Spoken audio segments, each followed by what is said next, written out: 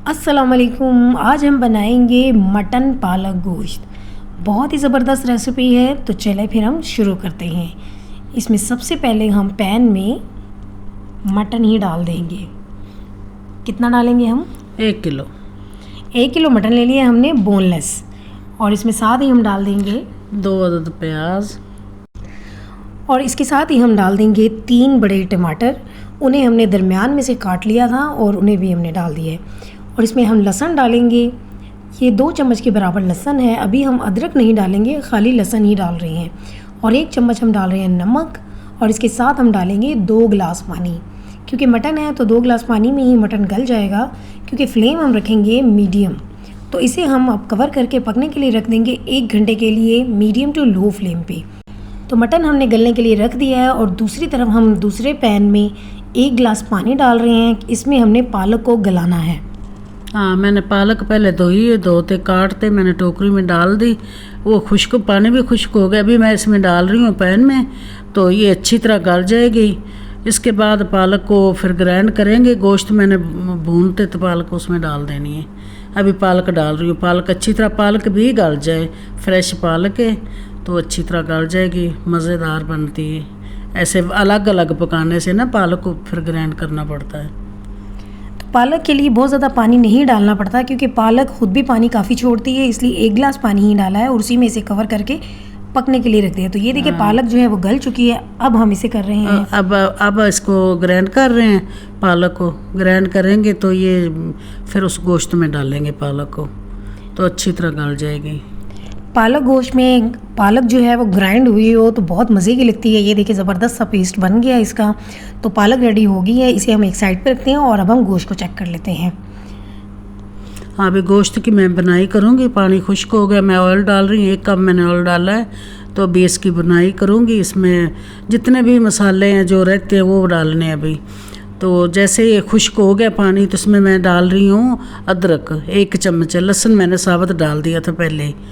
हाँ, मैंने अभी इसमें डालनी हरी मिर्चें 5-6 और मिर्चें डालूँगी। इसमें वो भी गलेगी, तो ये जो मिर्चों हरी का टेस्ट होता है ना पालक में, बहुत मज़े का करता है। 1 मैंने चम्मच डाला है धनिया पाउडर, मैंने डाला है इसमें। अभी मैंने 1 चम्मच ज़ीरा पाउडर डाला है। आधी चम्मच मैंने इसमें डाल रही हूँ हल्दी। अभी मैंने इसमें डालनी है सुरख मिर्च, तकरीबन 2 चम्मच डाले मैंने सुरख मिर्च के। सुरख मिर्च इसमें थोड़ी सी ज़्यादा जाएगी, क्योंकि ये बहुत मज़े की, चटपटी थोड़ी सी हो तो ज़्यादा मज़े की लगती है। इसलिए हमने पिसी हुई लाल मिर्च थोड़ी ज़्यादा डाली है। तो अभी इसे मिक्स करके अच्छी तरह भून लेंगे।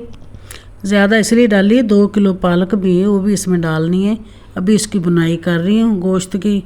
अच्छी तरह सारे मसाले मिक्स हो जाएंगे, मज़ेदार जायका बन जाता है। कितनी ये ग्रेवी है इसमें अभी। तो जैसे ये इसमें सारे मसाले डल गए हैं, भून रही हूँ। तो भूनने के बाद हम इसे कवर कर देंगे 5 मिनट के लिए, ताकि ये मज़ीद अच्छी तरह पक जाए, मसालों का टेस्ट अच्छी तरह आ जाए। तो फ्लेम हम रखेंगे मीडियम। तो 5 मिनट हो गए हैं। अब हम चेक करते हैं कि मसाले अच्छी तरह भुने गए हैं कि नहीं। तो ये देखिए जी, गोश्त अच्छी तरह से भुना जा चुका है। अब हम इसमें डाल देंगे ग्राइंड की हुई पालक। हाँ, ग्राइंड की पालक अभी डाल रहे हैं। पालक डालेंगे, फिर इसकी भी बुनाई करनी। पालक को मिक्स करना है गोश्त में, अच्छी तरह पालक में जायका आ जाए, गोश्त का मज़ेदार बन जाता है। तो अभी इसकी बुनाई करेंगे। 5 से 10 मिनट तक बुनाई होगी पालक और गोश्त की, ताकि पालक में भी अगर कोई पानी हो थोड़ा बहुत तो वो भी खुश्क हो जाए और अच्छी तरह वो भुनी जाए, और गोश्त और पालक जो है वो यकजान हो जाए। इससे टेस्ट बड़ा ज़बरदस्त हो जाएगा। तो इसको भूनते हुए 5 से 10 मिनट होंगे तो ही अच्छी तरह भुनी जाएगी। अभी हम इसमें को मिक्स करेंगे, कवर कर देंगे। 5 मिनट कवर करेंगे। कवर करने से ऐसा होगा कि पालक जो है इसमें भी इसका पानी खुश्क हो जाएगा और ये बहुत ज़बरदस्त सी बन जाएगी। इसलिए कवर करना भी ज़रूरी है 5 मिनट के लिए। आप समझिए कि ये दम ही होगा। तो फ्लेम यहाँ पे भी मीडियम टू लो रखेंगे। तो 5 मिनट हो गए। अब हम मज़ीद चेक कर लेते हैं। तो ये देखिए जी, 5 मिनट के बाद ये थोड़ी सी इसकी क्वांटिटी कम होगी। अब हम इसमें डाल रहे हैं 1 कप दही। हाँ, 1 कप मैंने दही लिया, उसको फेंटते मैंने पालक में डाल दिया। पालक गोश्त जब भी बनाओ उसमें दही डालो, इतना ज़बरदस्त किस्म का टेस्ट आता है, जायका मज़ेदार बनती बहुत ज़्यादा।